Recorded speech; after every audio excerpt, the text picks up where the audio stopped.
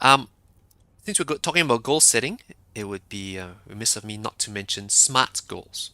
It's a very common acronym, but for those who have not heard of SMART goals, it's really very useful because it helps you to create goals that you can actually achieve and you feel motivated to achieve.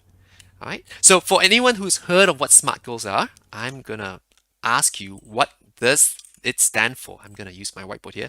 SMART goals. What does the S stand for? Anyone in the chat?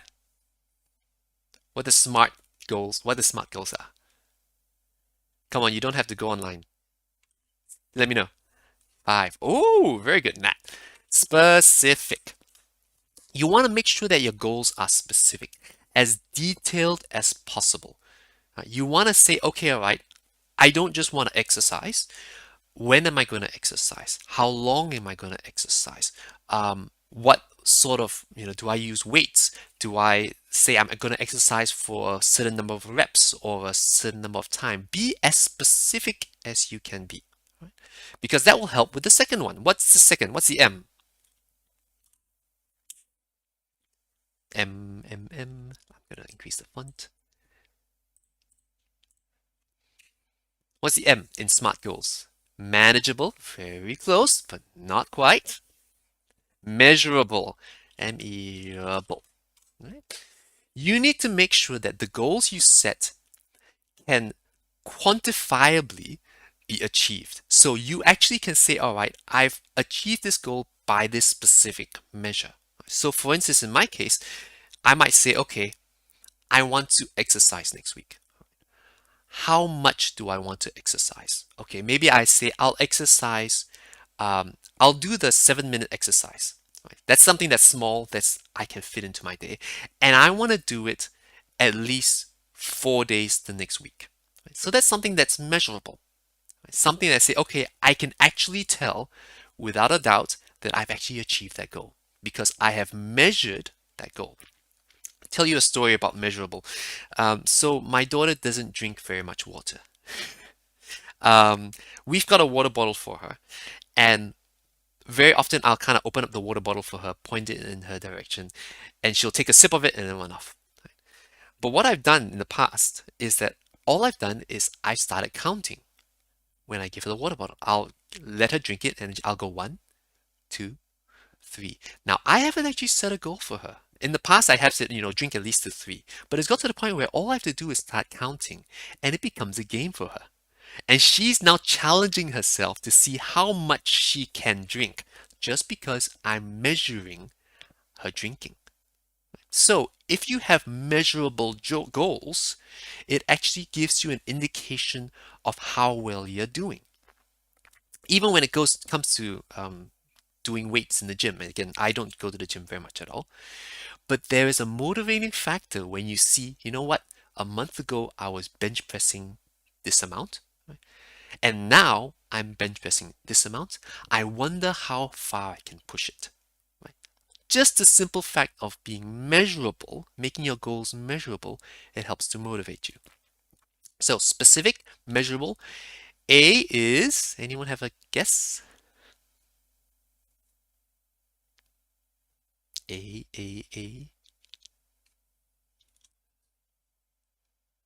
Does anyone know what A stands for? Ooh.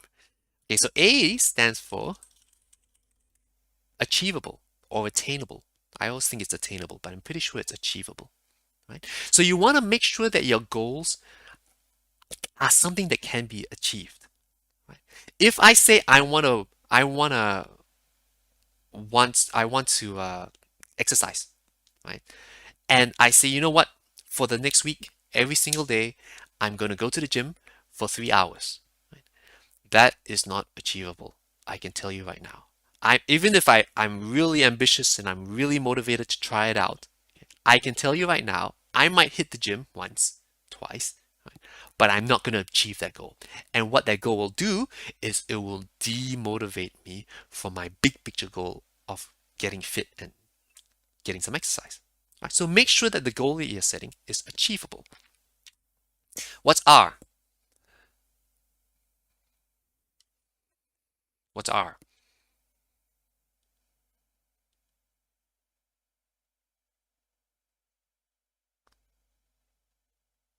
Anyone know?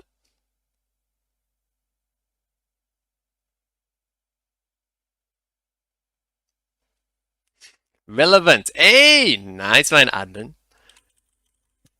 Relevant. Right? Make sure, again, and this is what we'll be talking about this entire time. Make sure that your goal is in line with your big picture.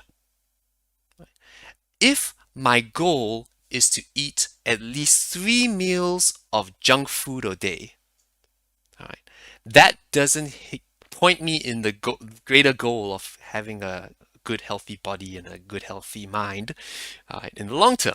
Right? So if my objective is to be fit and healthy in the long term, then my goals have to align and be relevant to that big picture.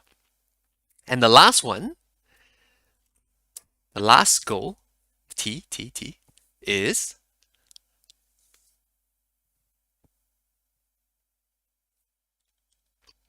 what do you think? What's T? Oops, no. Time frame is pretty close. Time bound. When are you going to achieve this goal? Especially if it's a big ticket item, all right? Is it going to be, no, Nat, it's not turmeric. Yes, turmeric is very important for your goals, ladies and gentlemen. Um, you've got to say, okay, all right, this is my goal. When am I going to achieve it by? All right, set yourself a time frame that is realistic, that's achievable and relevant, but be as specific and as measurable as you can with it. So to close up today, I've asked you all to think of quadrant 2 big picture goals. I want you now to set yourself a goal and I want you to write it in the chat. This is a level of accountability right here. I want you to write it in the chat what exactly you want to do in the next week. I'm setting a time frame.